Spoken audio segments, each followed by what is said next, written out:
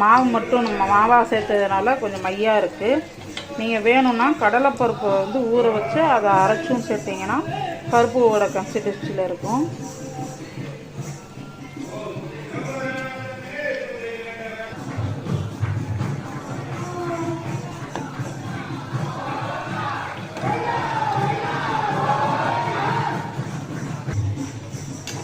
இப்போது வடை ரெடி ஆகிடுச்சு, நம்ம எடுத்துக்கலாம்.